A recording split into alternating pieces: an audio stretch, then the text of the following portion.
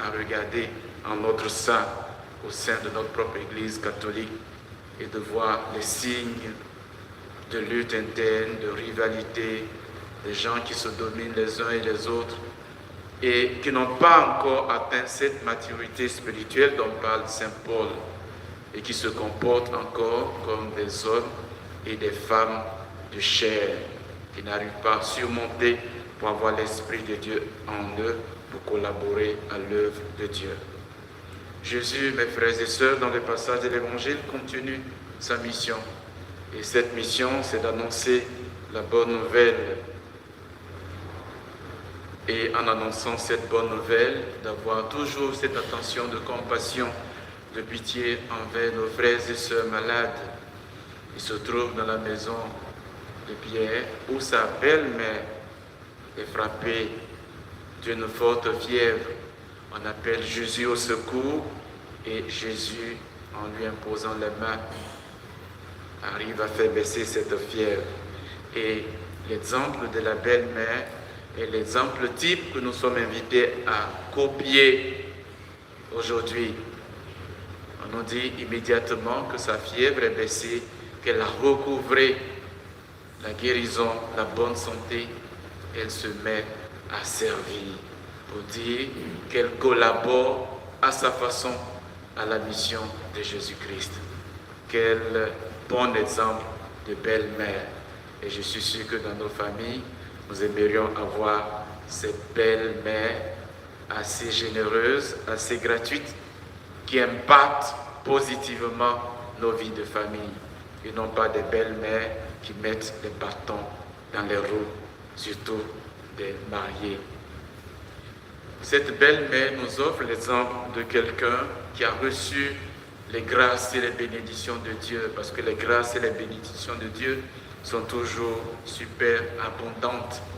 Et elle sait, non pas comme les autres, quand ils reçoivent les bénédictions et les grâces de Dieu, ils sont comme des réservoirs pour emmagasiner, pour sauvegarder, pour conserver pour eux seuls.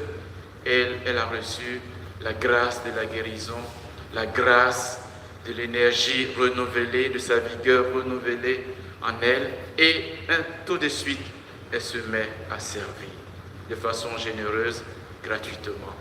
Et ce qu'elle donne, c'est le temps. Le temps est la meilleure et la plus grande des bénédictions que nous avons. Et quand nous donnons notre temps à quelqu'un, ne serait-ce que pour lui apporter un verre d'eau, ne serait-ce que pour lui rendre visite, pour dire une prière, ce temps, nous le donnons toujours gratuitement et nous n'allons jamais le récupérer. Et c'est ce que cette belle-mère de Pierre fait. Elle n'est pas ce genre de personne qui reste toujours à thésauriser les bénédictions et les grâces de Dieu pour elle seule, mais elle partage les bénédictions et les grâces de Dieu. Nous sommes à la fin d'un mois, le mois d'août, et en regardant tout ce mois d'août, nous devons rendre grâce à Dieu, être reconnaissant combien Dieu nous a bénis du 1er août jusqu'au 31 août aujourd'hui. Et c'est vrai, nous pouvons comptabiliser, compter nos bénédictions, mais mieux, le Seigneur nous invite à les utiliser pour être aussi des collaborateurs et des collaboratrices à sa mission.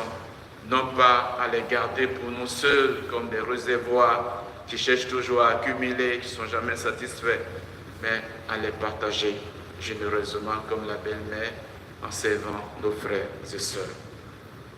Disons merci au Seigneur Jésus-Christ en cette fin de mois d'août pour toutes les grâces, pour toutes les bénédictions, pour la santé qu'il nous a donnée, pour la nourriture, pour la fraîcheur même, pour l'école, pour les moyens financiers et tout cela pour des bénédictions qui nous a comblés et que nos yeux n'ont pas vues. Disons-lui merci et demandons-lui de ne pas nous apprendre seulement à les compter, mais aussi à savoir les utiliser pour collaborer à la mission de Jésus-Christ. Non pas dans la division ni les rivalités, mais dans un cœur toujours généreux et gratuit à le servir et à l'aimer en nos frères et sœurs. Amen.